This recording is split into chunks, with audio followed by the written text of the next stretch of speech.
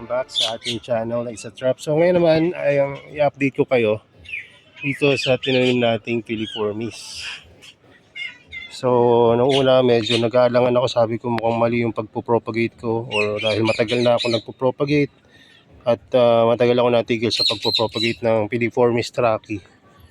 Baka nakalimutan ko na kung paano, dahil ginaya ko lang siya kung paano pinapropagate yung ibang Drosera, at ayun ay true leaf cuttings or pullings or cuttings. So ang ginagawa magkakat ka ng mga leaf ng Drosera, preferably yung may mga may dew na part, no? So kung ito yung may mga dew na part, ayun yung itatanim mo. So once na may tanim mo na, paano mo itatanim? Ihiga mo lang. So pag hiniga mo yan, yung mga spot, no, na nagkaroon ng contact sa medium, usually ayun yung nagkakaroon ng new growth. Tulad na lang halimbawa nito. Ayan. No, at hindi lang yan, ito pa yung iba. Ano, diba? Ay, sorry. Nagwawala sa focus yung ating camera. Baka nahihilo na kayo dyan sa kanonood. So, ayan, diba? Ang dami na nag-germinate. Galing lang yan sa isang compat na trachy. So ang dami na. So ganyan talaga pag Drosera at nag-successful sa leaf cuttings propagation. Ang dami talaga. So kaya papansin nyo,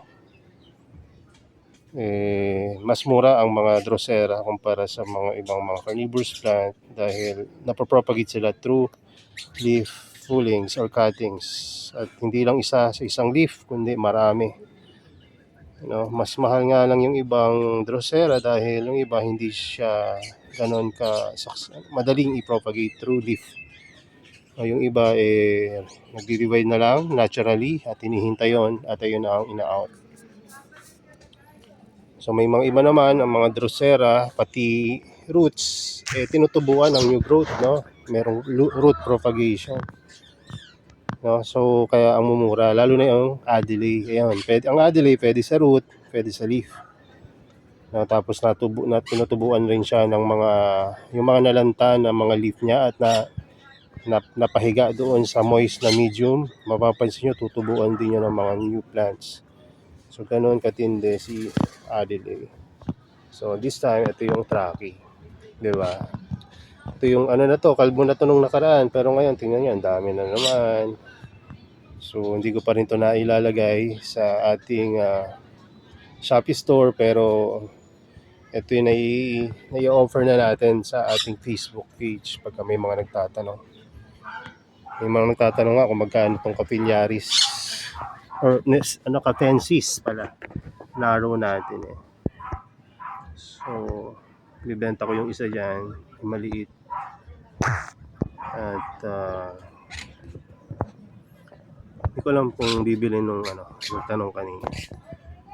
So wala pang update sa mga propagation na to. Pagka may nakita ako ng mga sign na nagkaroon siya ng germination, babalitaan ko kayo, kasi kahit ako gusto kong abangan, no, kung ano na yung magiging na ito, hatol na kung ilan ba yung mga tutubo at propagation, at gaano katagal sila bago makapag-germinate.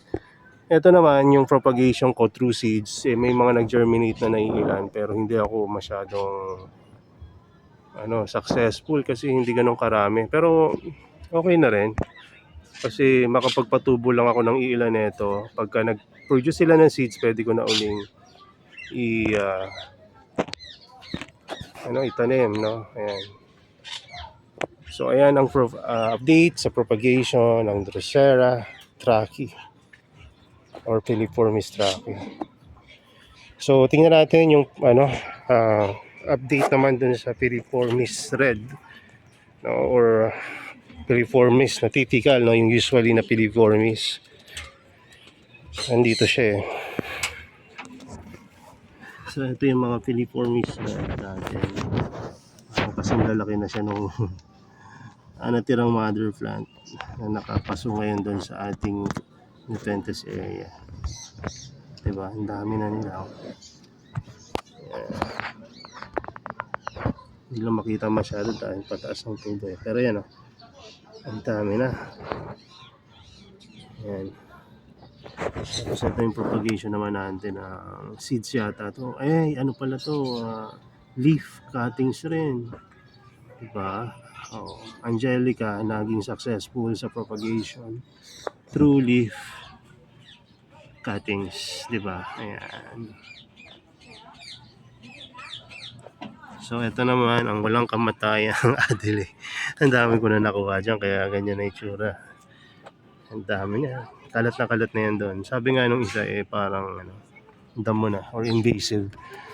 Pero nasa pagmamanage naman yan. Pagka indoor kasi medyo mahirap dahil limited siyempre yung paglalagyan mo eh.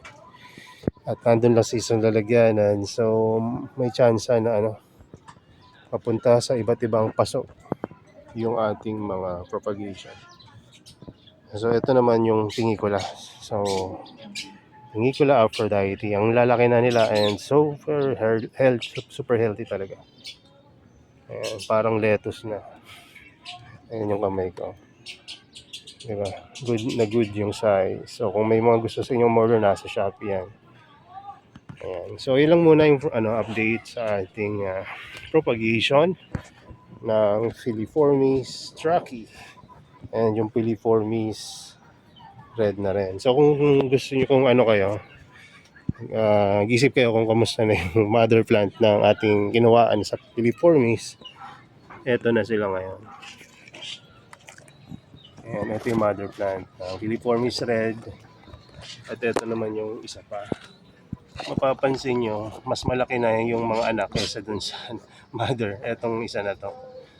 Kasi nag-decline talaga yung kanyang size. Pero ganyan talaga nangyari pag na-over ng kuha ng propagation materials. Medyo nagde-decline yung health. Pero huwag ka mag-alala dahil kung wala namang peste yun, magpe-perk up uli yun. So yun lang. God bless sa inyo and bye-bye.